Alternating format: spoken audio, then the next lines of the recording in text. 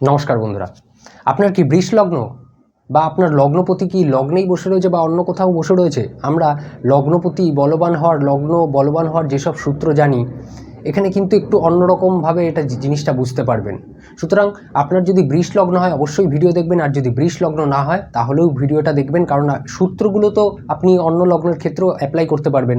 তো এখানে বুঝতে পারবেন যে কেন লগ্নপতি বলবান হয়েও তার থেকে ভালো রাজযোগ ফল দেবে বুধ এখানে বৃষ লগ্নের জন্য। কারণটা কি? তো সেটাই আজকে আমরা জানবো। আমরা ভাবার্থ রত্নাকর বৃষ লগ্ন নিয়ে আলোচনা করছি, শ্লোক সংখ্যা 9। আমরা শ্লোক সংখ্যা 11-12 অবধি পড়ে ফেলেছি, কিন্তু মাঝখানে এই শ্লোকটা বাদ ছিল।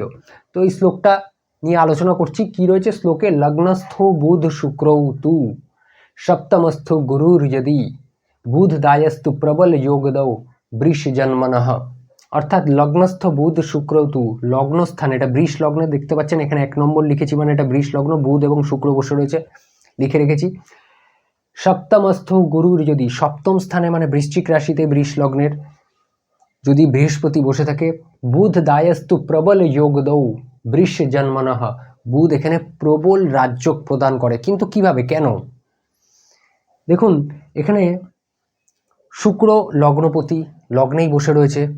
আমরা পঞ্চ মহাপুরুষ যোগ পড়েছি, সেখানে মালব্য যোগ, হংস যোগ এসব পড়েছি। যে সেই ভিডিওটা যদি আপনি না দেখে থাকেন তাহলে অবশ্যই দেখে নেবেন, পঞ্চ মহাপুরুষ যোগ কীভাবে তৈরি হয়। দরকার হলে আমি সেটা আই বাটনে দিয়ে দেবো। এবার তাহলে শুক্র এখানে কেন্দ্রস্থানের অধিপতি, লগ্নপতি শুক্র এখানে বসে রয়েছে, মালব্য মহাপুরুষ যোগ তৈরি করছে, এটা আমরা বুঝতে পারছি। তাহলে শুক্রের থেকেও বুধ কেন? দেখুন, শুক্র এখানে ষষ্ঠপতি, এটাও আপনাকে দেখতে হবে। শুক্র এখানে ষষ্ঠপতি, রোগ, ঋণ, শত্রু এগুলোও রয়েছে। তারপরে বুধ এখানে শুভ গ্রহের সাথে রয়েছে। শুক্র কার সাথে রয়েছে? বুধের সাথে রয়েছে। বুধ এখানে শুভ গ্রহ। বৃহস্পতির সরাসরি দৃষ্টি বুধ শুক্রের উপর এবং লগ্ন স্থানে রয়েছে, তার মানে শুক্র অত্যন্ত শুভ হয়ে গেছে। এক তো লগ্নপতি হয়ে লগ্নেই বসে রয়েছে, কেন্দ্রস্থানে বসে রয়েছে, বুধ শুভ গ্রহের সাথে রয়েছে, শুক্রের অমৃত দৃষ্টি, বৃহস্পতির অমৃত দৃষ্টি শুক্রের ওপর পড়ছে। তো এটার জন্য মানে শুক্র এতটাই শুভ হয়ে গেছে যে তার কিন্তু কেন্দ্রাধিপতি দোষ লেগে গেছে। এবার কেন্দ্রাধিপতি দোষ কি, এই ব্যাপারটা নিয়েও ভিডিও বানানো রয়েছে, আপনারা যদি চান সেই ভিডিওটাও দেখে নেবেন, এটাও আপনি ডেসক্রিপশন বা আই বাটনে পেয়ে যাবেন। এইবার কেন্দ্রাধিপতি দোষ লাগার জন্য শুক্র এখানে কিন্তু লগ্নপতি হয়েও নিজের ঘরে বসেও সে মানে অতটা শক্তিশালী নয়, একটু কমজোর হয়ে গেছে। তাহলে বুধ এখানে কেন কিং মেকার, কেন এখানে রাজা তৈরি করবে?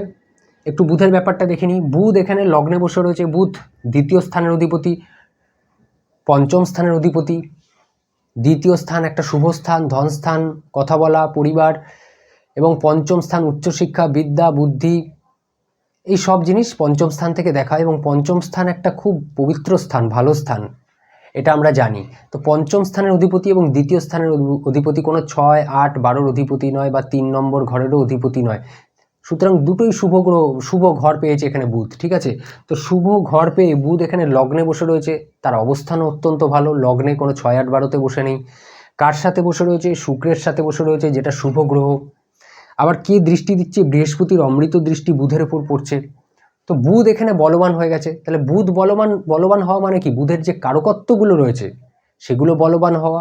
এবার বুধের কারকত্ব কি কি রয়েছে সেটার বিষয়ে আপনি ভিডিও আপলোড করা রয়েছে চ্যানেলে, সেটার দিকে দেখে নেবেন। তাহলে বুধের কারকত্বের বৃদ্ধি পাবে এত দিক থেকে, বুধ যেহেতু শুভ হয়ে গেছে। বুধ যেই ঘরের অধিপতি সেই ঘরেরও বৃদ্ধি হবে। বুধ দ্বিতীয় স্থানের অধিপতি, পঞ্চম স্থানের অধিপতি। তো এক্ষেত্রে কি হবে? আপনার ধন, পরিবার, কথা বলার ধরন, আপনার শিক্ষা, উচ্চশিক্ষা, বিদ্যা, বুদ্ধি সব কিছু আপনাকে বাড়িয়ে দেবে। এখানে সব কিছু আপনি লাভ করতে পারবেন।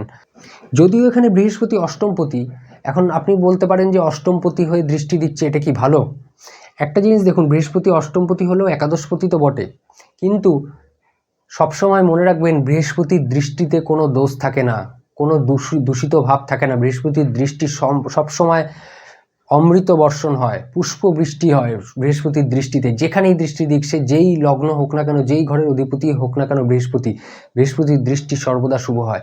আর অশুভ গ্রহের দৃষ্টি সবসময় অশুভই হয়, সে লগ্নপতি হোক, পঞ্চমপতি হোক, নবমপতি হোক, তাৎকালিকভাবে যতই শুভ গ্রহ হোক না কেন, অশুভ গ্রহের দৃষ্টি, নৈসর্গিক অশুভ গ্রহের দৃষ্টি সর্বদা অশুভ বলেই আপনাকে মানতে হবে। আর বৃহস্পতি, শুক্র এদের দৃষ্টি সবসময় শুভ হয়। বৃহস্পতি এখানে বক্রিও হতে পারে। এবার আপনি বলেন বক্রি বৃহস্পতির দৃষ্টি পড়ছে, তাহলে কি এটা ভালো হবে? কিন্তু এমন কোনো ব্যাপার নয়। বৃহস্পতি বক্রি হোক, যাই হোক না কেন, অষ্টমপতি হোক, দ্বাদশপতি হোক, বৃহস্পতির দৃষ্টিতে কোনো এফেক্ট করবে না।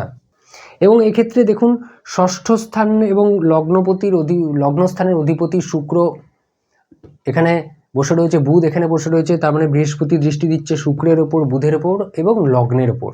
তার মানে বৃহস্পতির দৃষ্টিতে লগ্ন বলবান হচ্ছে, বুধ এখানে অবস্থান করায় সেখানেও লগ্ন বলবান হচ্ছে, শুক্র এখানে অবস্থান করায় এখানেও লগ্ন বলবান হচ্ছে, একটু কমজোর হয়ে যাচ্ছে শুক্র, কিন্তু তবুও লগ্ন বলবান হচ্ছে। তো এতগুলো পজিটিভ দিক থাকায় লগ্ন বলবান হওয়ার জন্য এটা একটা লক্ষ্মী নারায়ণ যোগের মতো কাজ করছে। এখানে লগ্ন এতভাবে শুভ থাকার জন্য আপনার ব্যক্তিত্ব ভালো করে দেয়, ব্যক্তিত্ব বাড়িয়ে দেয়, পার্সোনালিটি, কথা বলার ধরন, আপনার স্টাইল, সব কিছু, আপনার চলাফেরার ধরন, সব কিছু এমন সুন্দর করে দেয় এখানে যে আপনি ভিড়ের মধ্যে থেকে আলাদা করে দেয়, এই এমন একটা ব্যক্তিত্ব আপনি তৈরি হন এই পরিস্থিতিতে।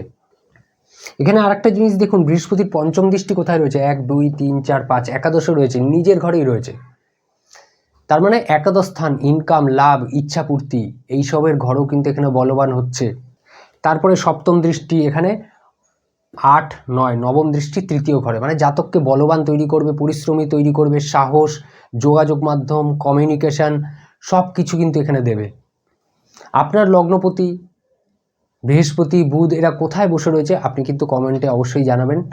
আর ভিডিও ভালো লাগলে লাইক করতে ভুলবেন না। এমন শাস্ত্রীয় এবং গভীর রহস্যময় বিষয় জানতে চ্যানেলটাকে সাবস্ক্রাইব করে রাখুন, ভিডিওটা পারলে শেয়ার করুন, ভিডিও কিন্তু লাইক করতে ভুলবেন না। দেখা হবে পরের ভিডিওতে। ভালো থাকুন, সুস্থ থাকুন, নমস্কার।